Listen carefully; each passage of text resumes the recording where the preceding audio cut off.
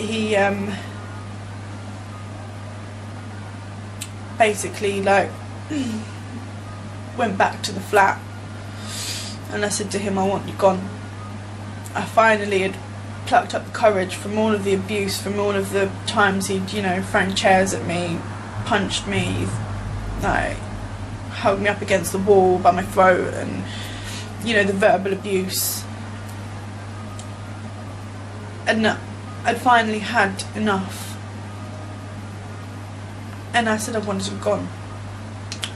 I remember standing in the hallway and he was in the bedroom packing, and he was taking his time packing, and then he looked at me square in the eyes and he said, are you not going to stop me?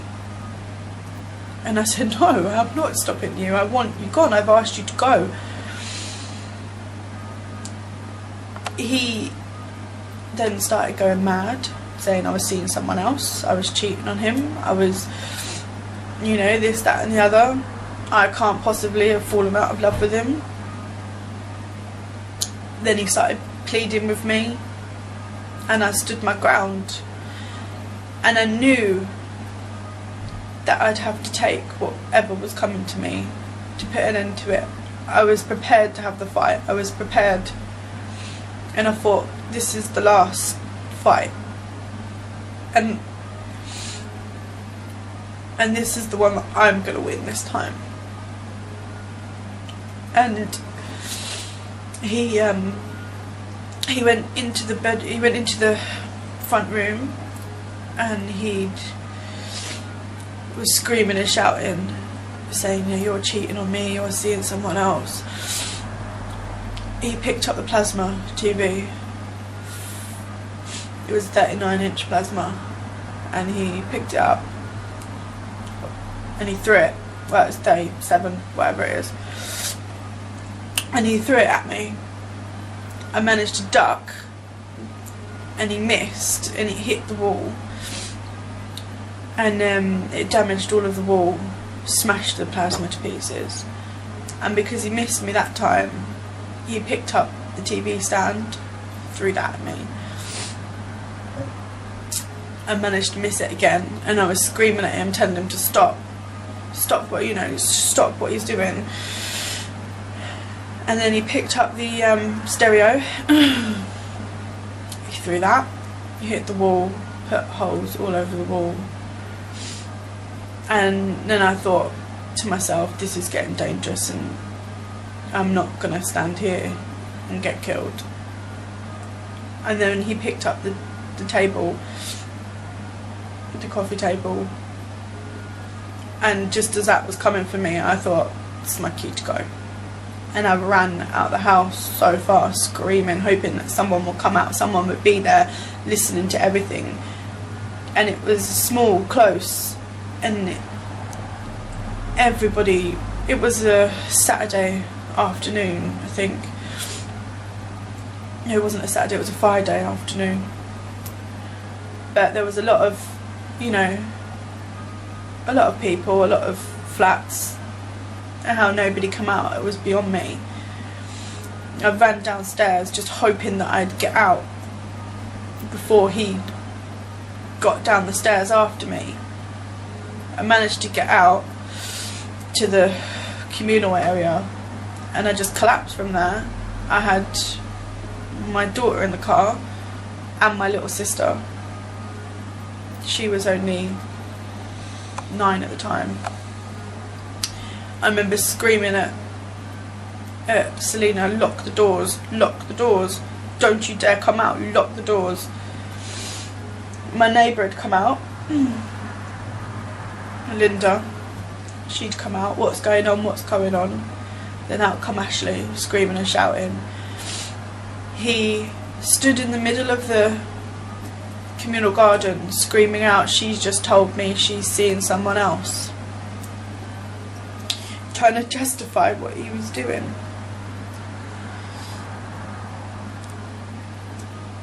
I was just sitting there bawling my eyes out on the phone to the police. They could hear him screaming at me. They could hear my neighbour saying, stop it, just stop it, leave her alone. They could hear everything.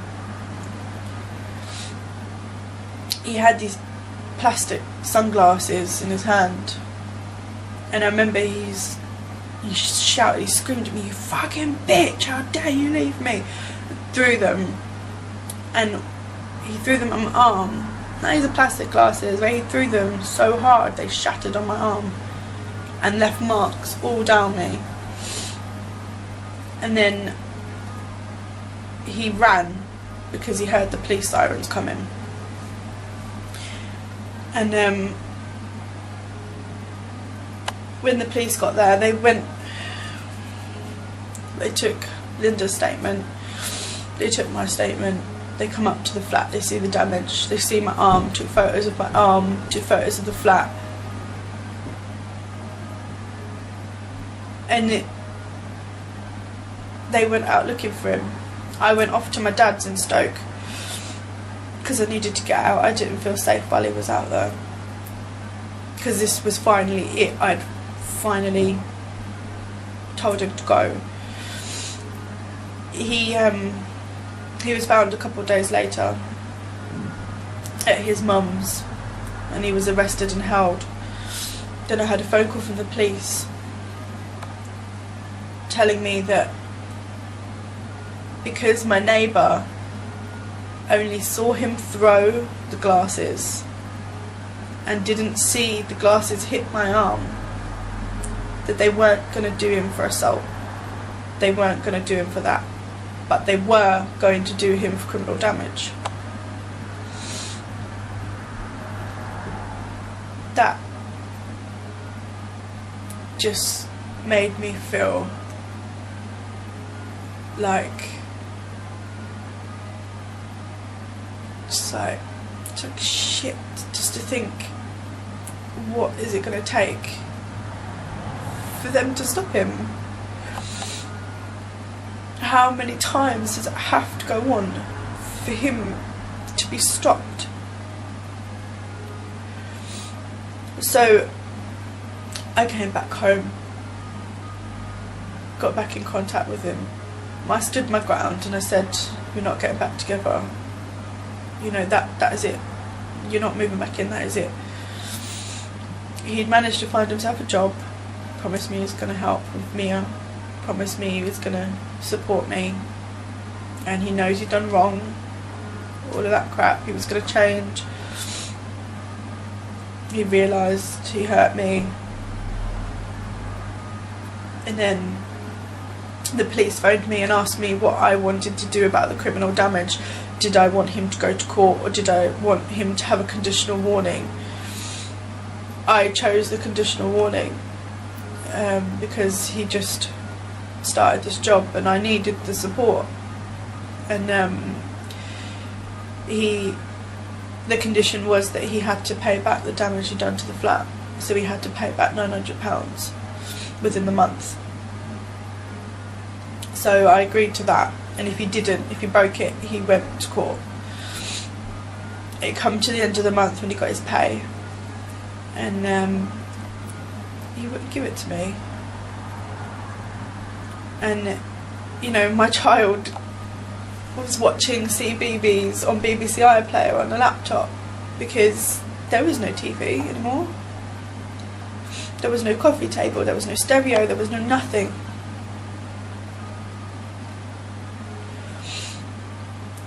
Eventually,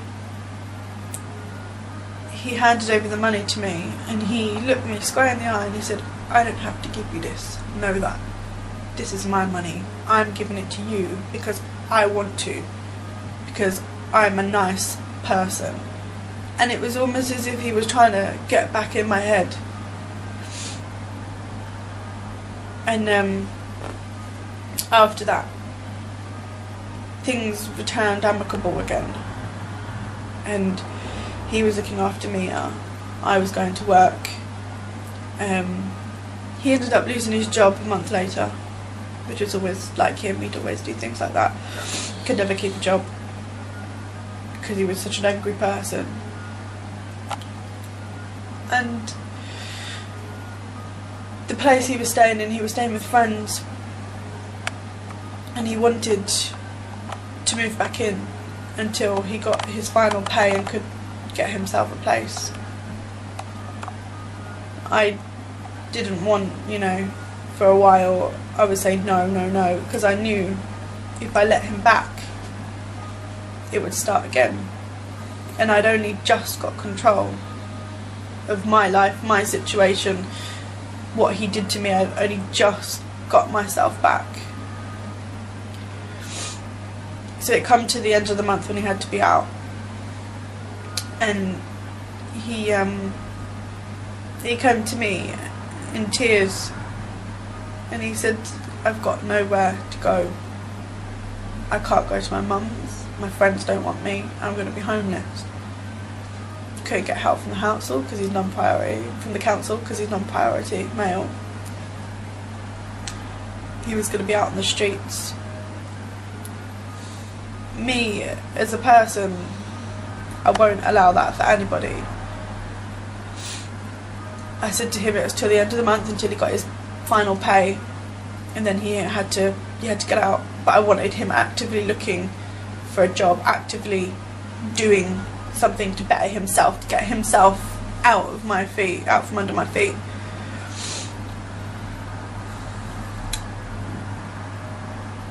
In the late November, early December, he'd thought that he'd got his feet back under the table comfortably, and he was trying to resume our relationship, trying to get things back to normal. I'd found a new boyfriend, had moved on with my life, and I told him about it eventually, and he didn't take too well to it at all. He'd follow me everywhere I went. I wasn't allowed at the house on my own.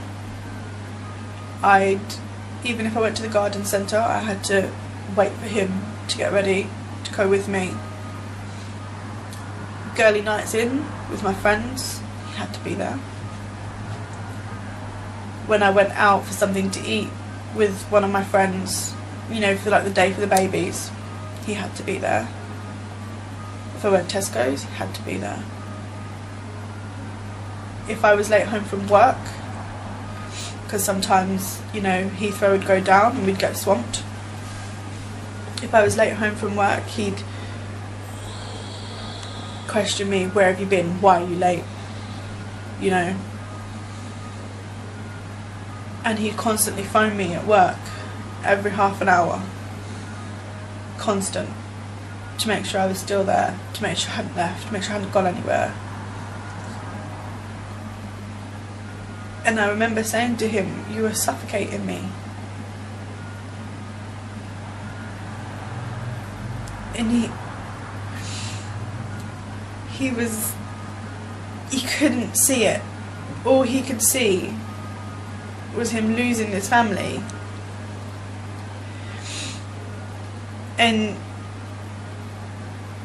he couldn't grasp the fact that he was going to lose what he'd been trying to have all of his life, because he grew up in care, he grew up without a family, he grew up in a broken home. His mother was a drug addict. She left him with men that he didn't know, and he was abused as a child. And I thought having that stability in his life, having the family life, would have changed him for the better, would have given him that taste of what he never had.